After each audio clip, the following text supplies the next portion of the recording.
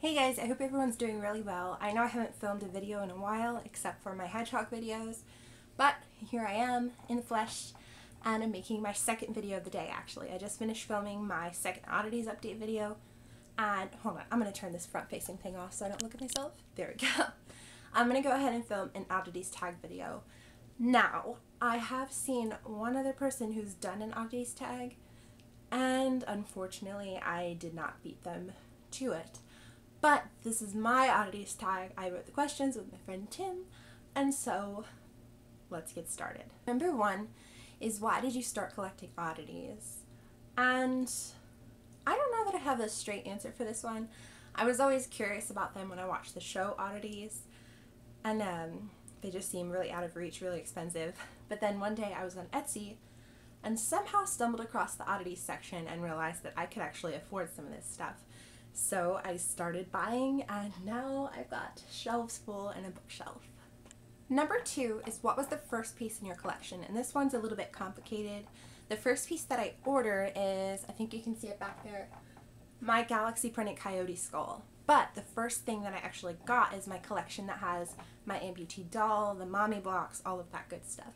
Which, if you haven't seen it already, is in my original Oddities collection video, the one that says redone.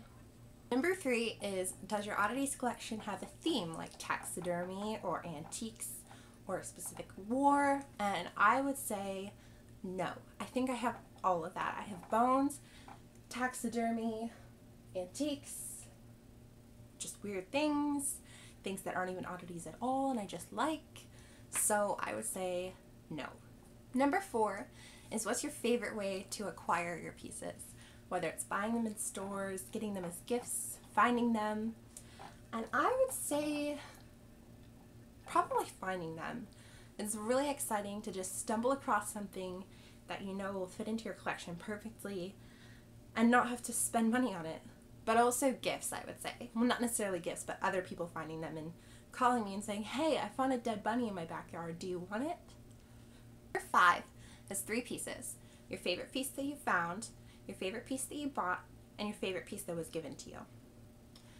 So I don't know if this counts, but I'd say that my favorite piece that I found would be all of the little bones that I dissected out of the owl pellets.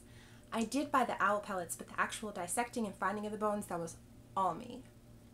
My favorite piece that I bought would have to be, I think right now it's my bat, which actually I can show you. I can pull it out right now.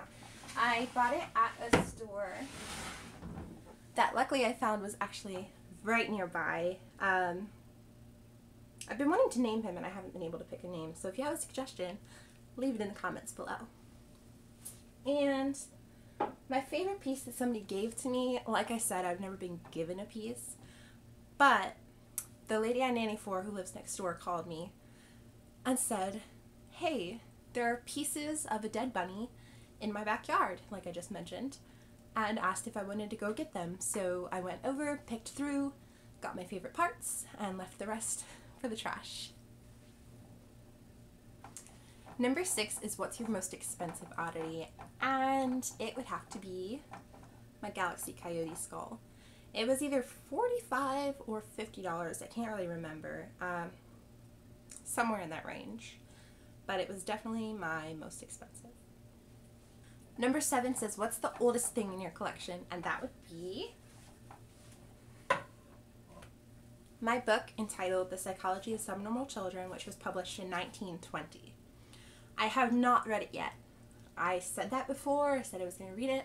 I just haven't gotten a chance, and I will because I'm very interested in psychology, but I have not gotten a chance. Sorry about it. Number eight says, how do your friends and family feel about your collection? None of them like it. I can say that. But I will say that some of the people I'm close to are a little bit more accepting of it. They'll tell me when they find things or make comments that just imply that they kind of get it. They know that I'm passionate about it. They know that I love my oddities, and that's really what matters. They don't have to like them, just try to understand how important they are to me. Number nine says, what would you add to your collection if nothing was standing in your way?